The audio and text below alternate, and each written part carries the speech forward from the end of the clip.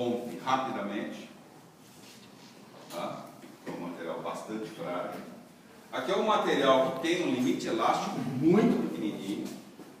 Tá? Então, com pouca tensão, ele já começa a sofrer deformação plástica.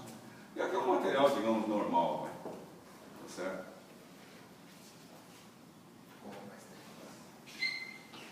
É o último ano.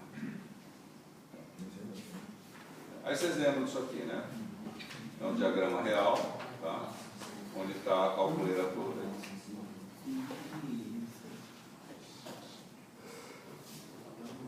Dúvidas até isso?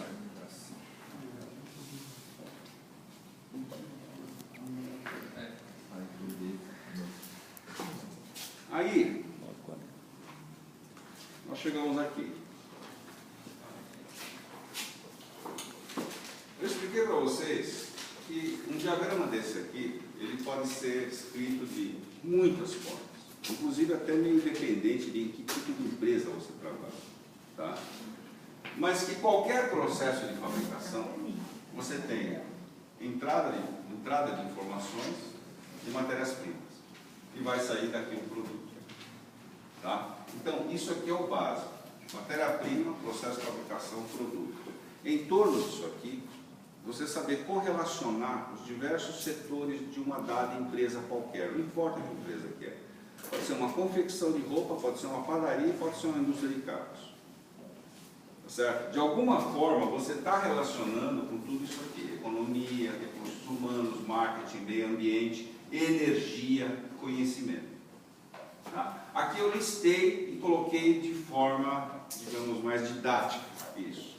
Tá certo? Vocês compreenderem, saberem que conseguir montar alguma coisa assim é uma coisa importante. Tá? Você saber correlacionar um dado processo de fabricação, não importa qual, com o ambiente em que ele se insere. Tá? Ficou faltando... Ah, está aqui. Tá? Ok? Tá? Então essa ideia aqui ela é importante. Tá? Você saber, um gestor, gente, ele tem que saber onde é que ele está. Isso é condição sem a qual não se vai a lugar nenhum. Tá? Então, o gestor, ele tem que entender o processo de fabricação como parte de um todo. Tá? E dentro desse todo, dentro dessa parte, ele tem que saber onde é que está a posição de cada um deles. Tá? Existem correlações diretas em todas essas áreas. Ok? Agora, você saber dizer, por exemplo, onde é que recursos humanos entra na fabricação de laticínios, tá? É uma ideia óbvia, né? Onde é que recurso humano entra na fabricação de laticínios? Tá? Selecionar funcionários, por exemplo. Certo? Treinamento. Não vai embora. Essa é boa.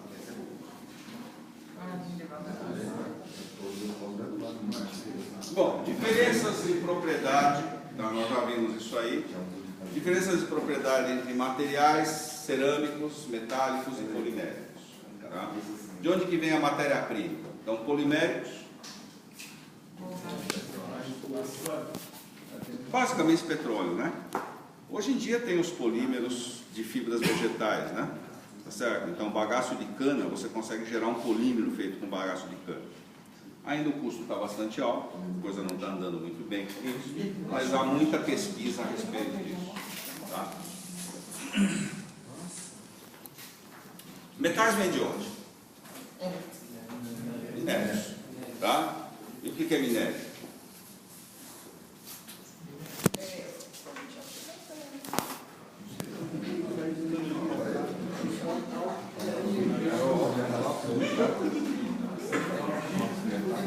Minério, gente, é um conjunto de minerais. Tá? Certo? Mineral é o que você encontra na natureza. Na hora que eu junto vários minerais, eu tenho um minério. Então, o minério de ferro, por exemplo, é essencialmente óxido de ferro, tá? Mas misturado lá com óxido de manganês. Tá? Por isso que, por exemplo, naquela tragédia lá de Mariana, você não sabe o que tem naqueles rios lá. mas deve ter desde mercúrio, passando por enxofre, passando por bismuto, passando por tudo quanto é metal pesado que existe. Por quê?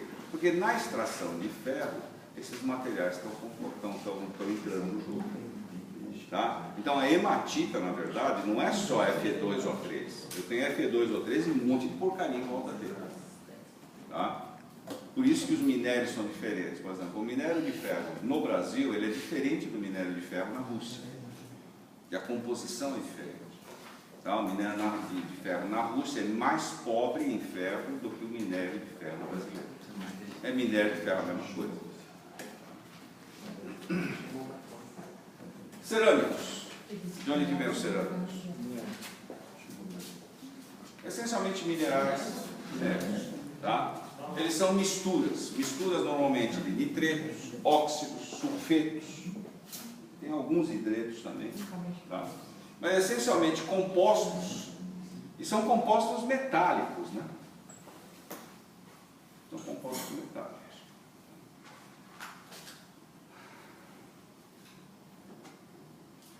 O que mais? Polímeros, né? Polímeros são derivados de petróleo. Qual a base do polímero hoje em dia? Nafta. Tá? Então, a indústria do petróleo extrai o petróleo, ou o gás, Tá? No processo de craqueamento, ele tira a nafta vai para a indústria dos polímeros, e aí gera-se os polímeros. Tá? Vamos lembrar o que é polímero. O que é polímero?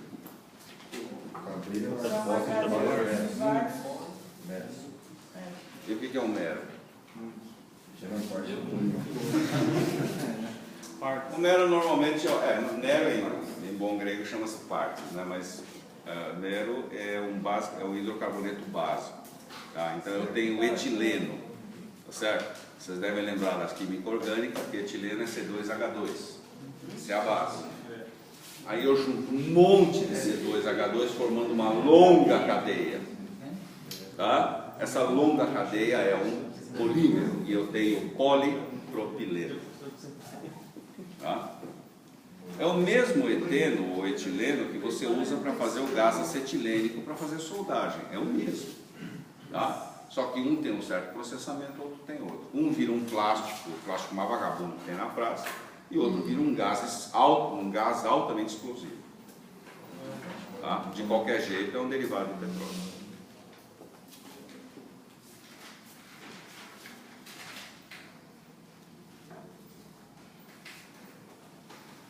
Parte de aços, você tem a parte de fabricação dos aços, obtenção do aço.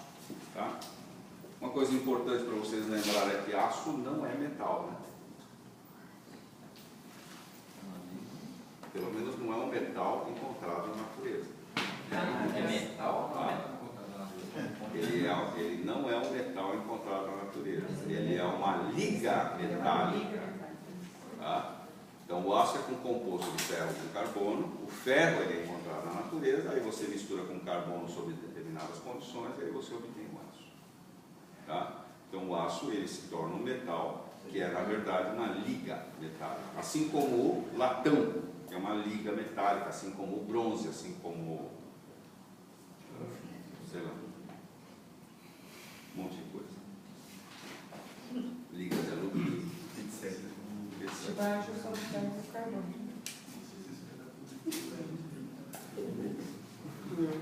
Não tem dúvida.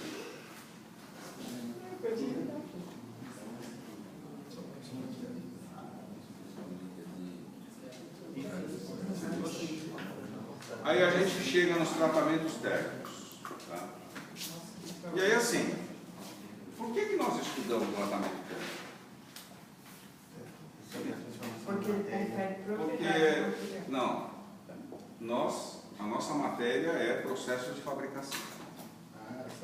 Nosso objetivo é o processo de fabricação. Então, para que a gente estudou o tratamento térmico? Porque no tratamento térmico você consegue mudar as propriedades do. Ok, sim, é uma função do tratamento térmico, eu concordo. Mas é uma parte do processo. Mas, tá? Vocês estão lembrados? A maior parte dos processos de fabricação, estampagem, usinagem, forjamento, laminação, metalurgia do pó, compactação, injeção, tá? Fundição, já falei, né? Ele entra tratamento térmico no meio. Então, o tratamento térmico, ele é um processo que compõe a maior parte dos processos de fabricação. Certo? Tá? Daí a importância da gente estudar tratamento térmico. E aí eu foquei muito no tratamento térmico dos aços. Né? Então, nós vimos aqui um filme, inclusive.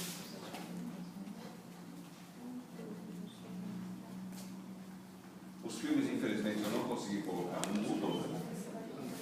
Isso aqui já define bem o que é um tratamento térmico, alteração de propriedades baseada em aplicação de ciclos térmicos. Tá? Então eu aplico um ciclo térmico num dado metal, particularmente nos metais, mas pode ser inclusive polímero, pode ser cerâmico também. Tá certo? Eu promovo alterações microestruturais e eu mudo propriedade para uma dada propriedade que eu quero. Nesse caso especificamente era que propriedade que era aqui? Não, eu estou falando da propriedade, não o nome do tratamento. O tratamento chama-se esferoidização. Que propriedade que eu estava querendo aqui? Usinabilidade. Ô, louco, cara.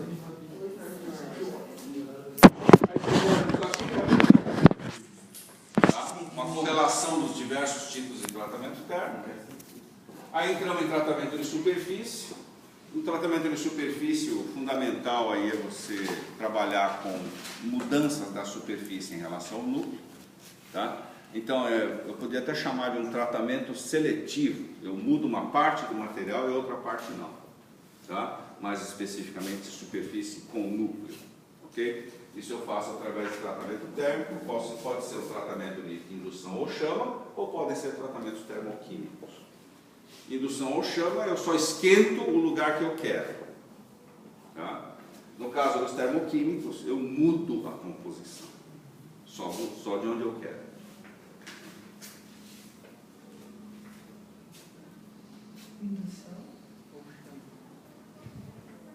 Indução ou chama, você está trabalhando com mudança, você esquenta só onde você deseja.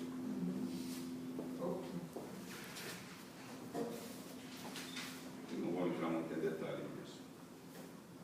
E a correlação do processo de fabricação com tratamento térmico e usinagem. Tá? Vocês entenderem que praticamente aqui ficou faltando o forjamento, tá? Pode pensar que está junto com o estamparia aqui. Eu não sei por que eu esqueci de colocar e não corrigi essa figura aí. Tá? Mas isso aqui é uma figura importante. Tá? Para vocês enxergarem, certo? Quais as diversas correlações entre os processos de fabricação e principalmente tratamento térmico com usinagem. Tá? Então o tratamento térmico pode ser tanto antes do processo de fabricação como depois, ou os dois. Eu posso fazer as duas coisas. Tá?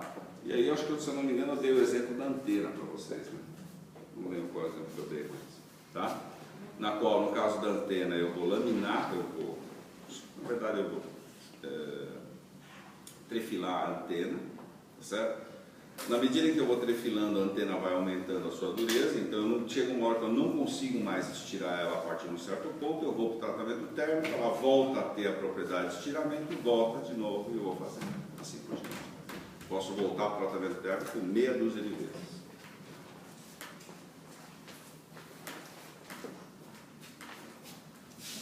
De novo, nós nem começamos a falar de usinagem até o momento, né? Certo? Por que nós escolhemos o primeiro tratamento térmico? Porque ela entra em todos. Segundo, usinagem também entra em todos. A usinagem é um processo de fabricação e, além dele ser um processo de fabricação em si, de produção de peças usinadas, ele entra na complementação dos outros processos.